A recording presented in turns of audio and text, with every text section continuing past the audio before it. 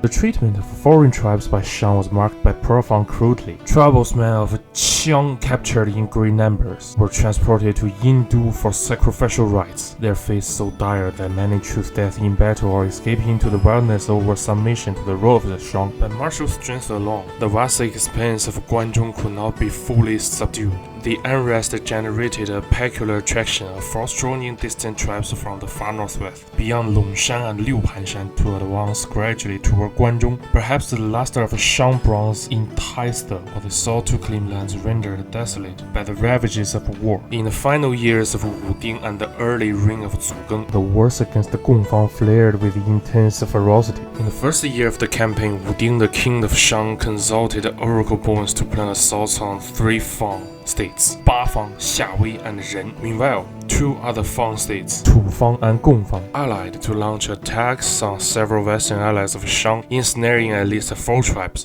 Hun, Ai, Dianfeng, and Cha. In the conflict in the first half of the following year, Nations planned a counter-offensive against the incursions of Tufang. Though perhaps the weaker adversary, the threat posed by Tufang was likely more immediate. No documentary evidence confirms whether these counter-strikes were executed or yielded results. Yet, therefore, Tufang vanished from oracle bone inscriptions, possibly indicating a shift to neutrality. Before Shang could celebrate, Gongfang seized 2 of its most vital western allies, Yue and Zhi, with Gongfang emerging as the primary adversary of Shang in the ensuing years. The loss of these allies, particularly Zhi, appears to have shaken the royal house of Shang. The leader of Zhi, one of the principal military commanders of Shang at the time, likely perished in its campaign, as his name ceased to appear in subsequent divinations. 2 years later, when Shang planned to engage Gongfang once more, the composition of its military had undergone a complete transformation, and even the nature of the army had changed. No longer were figures such as Zhi or Wang Sheng mentioned, nor did oracle bones record alliance with others, donated by the term Bi, nor were there accounts of temporary levies by the king of Shang, practice that had been primary military strategies in the early stage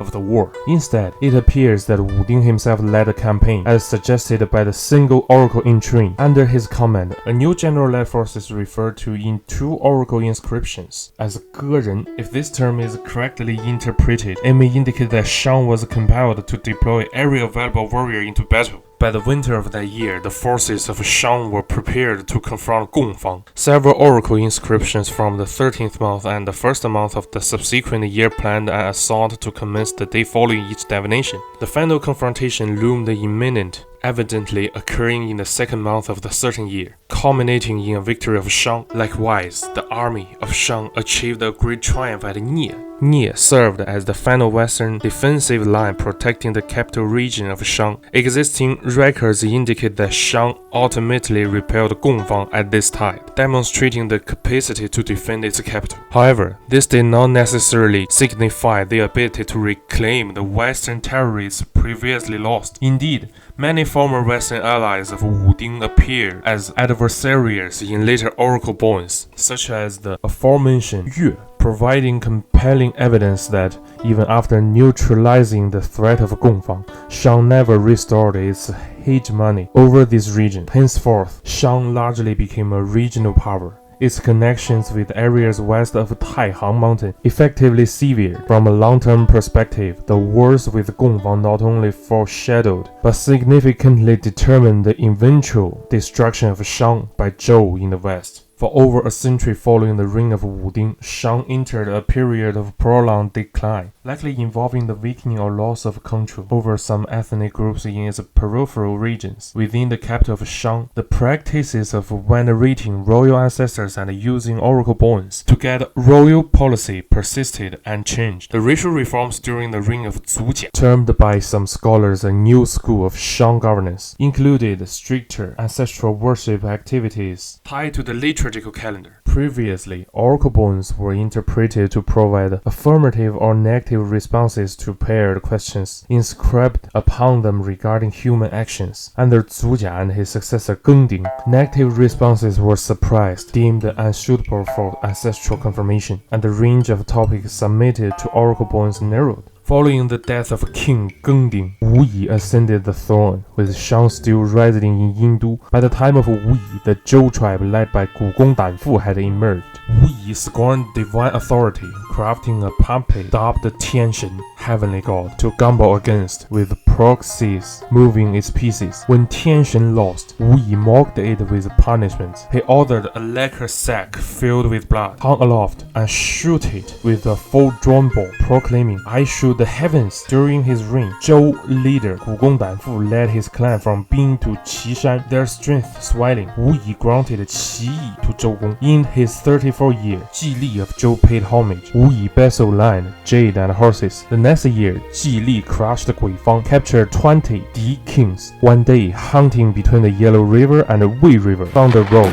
Wu Yi was struck dead by lightning. His son Wending ascended. To speak plainly, conduct of Wu Yi is so dramatic as to cast a doubt on its veracity. Indeed, it is likely a fabrication. For a king to brazenly forsake the traditions of his forebears with such flagrant and vehement acts of sacrilege defies belief in its sheer absurdity. I know some might argue this was a political performance necessary to reform. Reform? What in the world was he reforming, considering how few generations Shang endured after Wu Yi's so-called innovations? Secretly had his reign passed when the Di Yi Guimei affair unfolded, his sister's marriage to Zhou, and Shang's martial prowess crumbled almost overnight. If these accounts hold truth, then I can only say Wu Yi, the fool, wrought havoc with his reckless deeds. The Shang clan's unity fractured, its faith and tradition shattered, its entire world will collapse in ruin. And no matter the angle, blasphemy against God remains an unforgivable sin. The prevailing view holds that, at least in the late Yinxu period, Shang directly controlled a relatively small area of the northern Yellow River Plain, with its peripheral regions termed the Sifang, four directions, a concept noted by scholar Sarah Allen as applicable to the supernatural cosmological model of Shang, partially or wholly beyond by its control, inhabited by actual or potential hostile groups. Under the successors of Wu Ding, the influence of Shang began to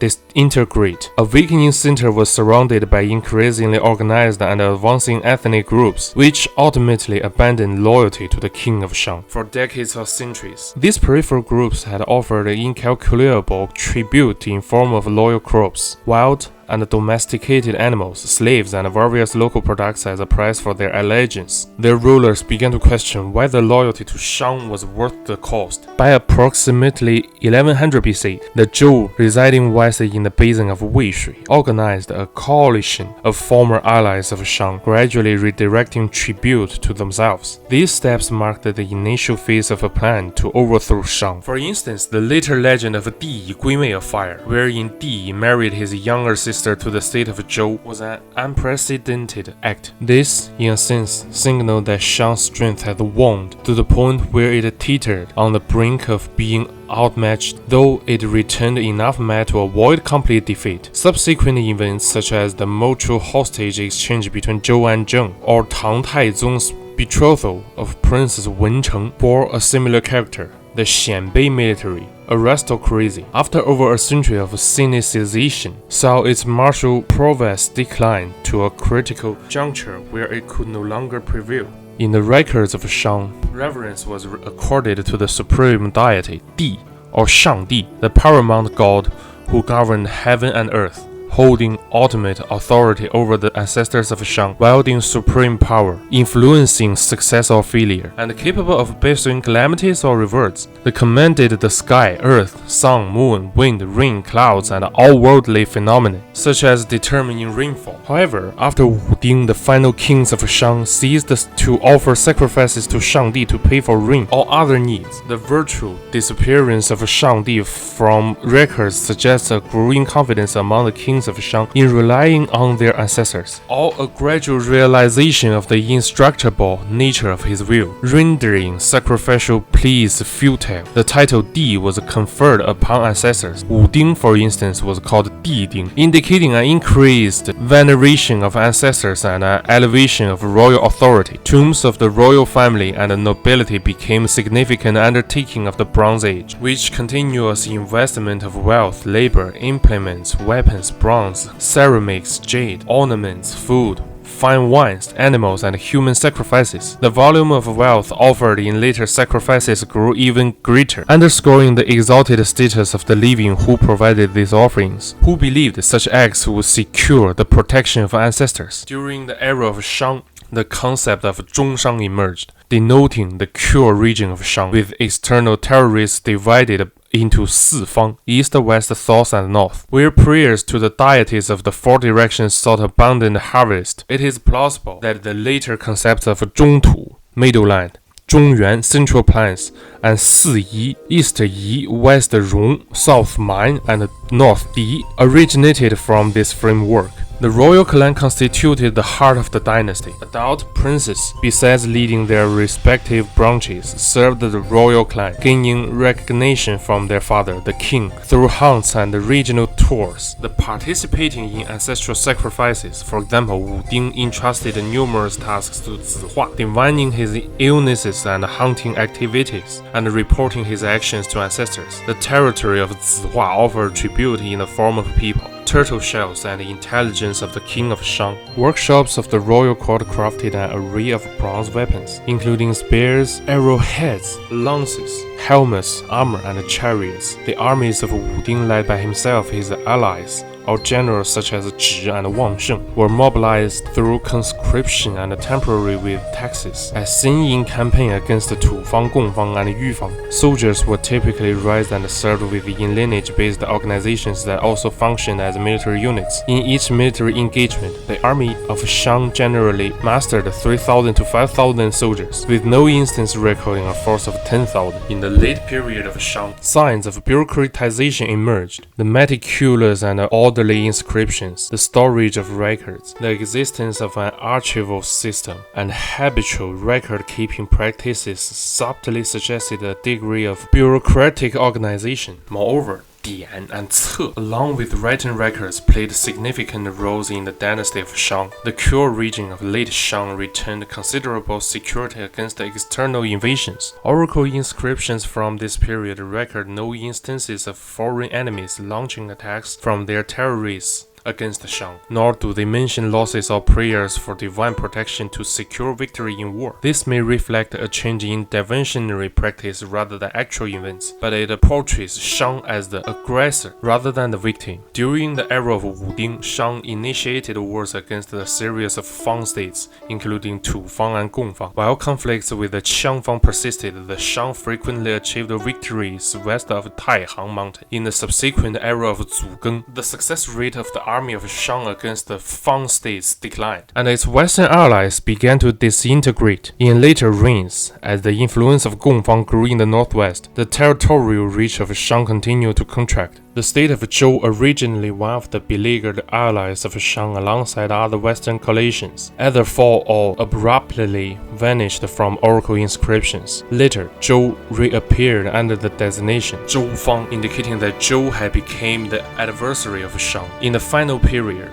the kings of Shang no longer relied on allied leaders or generals to command their armies. They assumed the roles of priests and primary military leader themselves. Compared to their forebears, they grew more powerful yet increasingly solitary. The oracle inscriptions concerning personnel under Di Yi and Di Xin diminished strikingly. Shang retained their ability to secure the region near its homeland, but this secure area shrank dramatically. The hunting activities of the king rarely extended beyond the 15 to 20 kilometers from the homeland, with only occasional expeditions venturing further. The most renowned campaign of late Shang was the expedition against Renfang in the east, demonstrating that the final king retained the capacity to launch sudden long-distance campaigns when necessary. Estimates suggest that the last king of Shang spent 106 days on his outward expedition and 99 days returning, indicating he was not required to remain stationed in the capital to fulfill his duties. Indeed, in the final years of Shang, the king served as both the chief diviner and high priest, with all divinatory and priestly function under his authority. Through his journeys, the presence of the king intermittently brought the full authority of the dynasty